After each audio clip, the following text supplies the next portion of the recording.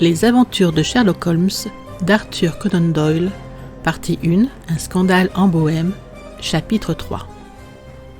Je dormis à Baker Street cette nuit-là. Nous étions en train de prendre notre café et nos toasts quand le roi de Bohême pénétra dans le bureau. « C'est vrai, vous l'avez eu » cria-t-il en empoignant Holmes par les deux épaules et en le dévisageant intensément. « Pas encore. Mais vous avez bon espoir ?»« J'ai l'espoir. »« Alors, allons-y, je ne tiens plus en place. »« Il nous faut un fiacre. »« Non, mon landau attend en bas. » Cela simplifie les choses. Nous descendîmes et une fois de plus nous reprîmes la route de Briony Lodge. « Irène Adler est mariée, » annonça Holmes. « Mariée depuis quand ?»« Depuis hier. »« Mais à qui ?»« À un homme de loi qui s'appelle Norton. »« Elle ne l'aime pas, j'en suis sûr. »« J'espère qu'elle l'aime. »« Pourquoi l'espérez-vous ?»« Parce que cela éviterait à votre majesté de redouter tout ennui pour l'avenir. Si cette dame aime son mari, c'est qu'elle n'aime pas votre majesté. Si elle n'aime pas votre majesté, il n'y a aucune raison pour qu'elle se mette en travers des plans de votre majesté. » « Vous avez raison, et cependant, je regrette qu'elle n'ait pas été de mon rang. Quelle reine elle aurait fait !» Il tomba dans une rêverie maussade qui dura jusqu'à Serpentine Avenue. La porte de Briony Lodge était ouverte et une femme âgée se tenait sur les marches. Elle nous regarda descendre du landau avec un œil sardonique. « Monsieur Sherlock Holmes, je pense ?» interrogea-t-elle. « Je suis effectivement Monsieur Holmes » répondit mon camarade en la considérant avec un étonnement qui n'était pas joué.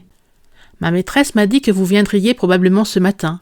Elle est partie avec son mari au train de 5h15 à Charing Cross pour le continent. »« Quoi ?» s'écria Sherlock Holmes en reculant. « Voulez-vous dire qu'elle a quitté l'Angleterre ?» Son visage était décomposé, blanc de déception et de surprise. « Elle ne reviendra jamais. »« Et les papiers ?» gronda le roi. « Tout est perdu ?»« Nous allons voir. » Il bouscula la servante et se rua dans le salon. Le roi et moi nous nous précipitâmes à sa suite. Les meubles étaient dispersés à droite et à gauche, les étagères vides, les tiroirs ouverts. Il était visible que la dame avait fait ses malles en toute hâte avant de s'enfuir. Holmes courut vers la sonnette, fit glisser un petit panneau, plongea sa main dans le creux mis à découvert, retira une photographie et une lettre. La photographie était celle d'Irène Adler elle-même en robe du soir. La lettre portait la suscription suivante. « À Sherlock Holmes qui passera prendre. » Mon ami déchira l'enveloppe. Tous les trois nous nous penchâmes sur la lettre. Elle était datée de la veille à minuit et elle était rédigée en ces termes. « Mon cher monsieur Sherlock Holmes, vous avez réellement bien joué. Vous m'avez complètement surprise. Je n'avais rien soupçonné, même après l'alerte au feu. Ce n'est qu'ensuite, lorsque j'ai réfléchi que je m'étais trahi moi-même, que j'ai commencé à m'inquiéter. J'étais prévenu contre lui depuis plusieurs mois. On m'avait informé que si le roi utilisait un policier, ce serait certainement à vous qu'il ferait appel. Et on m'avait donné votre adresse. Pourtant, avec votre astuce, vous m'avez amené à vous révéler ce que vous désiriez savoir. Lorsque des soupçons me sont venus, j'ai été prise de remords. Penser du mal d'un clergyman aussi âgé, aussi respectable, aussi galant. Mais vous le savez, j'ai été entraînée moi aussi à jouer la comédie, et le costume masculin m'est familier.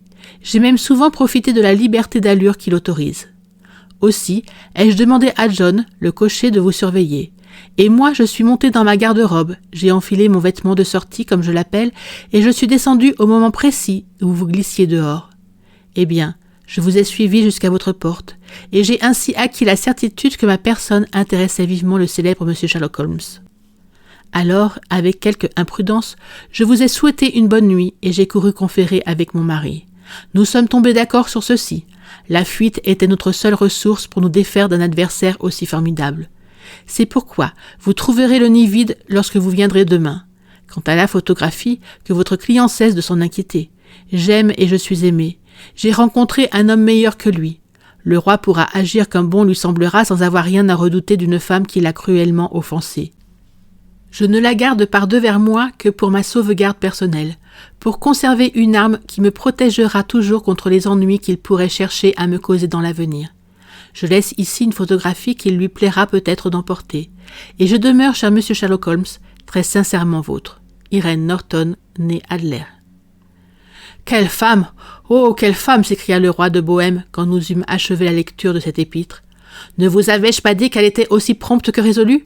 N'aurait-elle pas été une reine admirable? Quel malheur qu'elle ne soit pas de mon rang !» « D'après ce que j'ai vu de la dame, elle ne semble pas en vérité du même niveau que votre majesté, » répondit froidement Holmes. « Je regrette de n'avoir pas été capable de mener cette affaire à une meilleure conclusion. »« Au contraire, cher monsieur, » cria le roi, « ce dénouement m'enchante, je sais qu'elle tient toujours ses promesses. La photographie est à présent aussi en sécurité que si elle avait été jetée au feu. »« Je suis heureux d'entendre votre majesté parler ainsi. J'ai contracté une dette immense envers vous, je vous en prie. Dites-moi de quelle manière je puis vous récompenser. Cette bague, il fit glisser de son doigt une émeraude et la posa sur la paume ouverte de sa main. Votre majesté possède quelque chose que j'évalue à plus cher, dit Holmes. Dites-moi encore, c'est à vous. Cette photographie. Le roi le contempla avec ahurissement. La photographie d'Irène, bien sûr, si vous y tenez. Je remercie votre majesté. Maintenant l'affaire est terminée. J'ai l'honneur de souhaiter à votre majesté une bonne matinée. Il s'inclina et se détourna sans remarquer la main que lui tendait le roi. Bras dessus, bras dessous, nous regagnâmes Baker Street. Et voici pourquoi un grand scandale menaçait le royaume de Bohême et comment les plans de M. Sherlock Holmes furent déjoués par une femme. Il avait l'habitude d'ironiser sur la rouerie féminine. Depuis ce jour, il évite de le faire. Et quand il parle d'Irène Adler ou quand il fait allusion à sa photographie, c'est toujours sous le titre très honorable de la femme.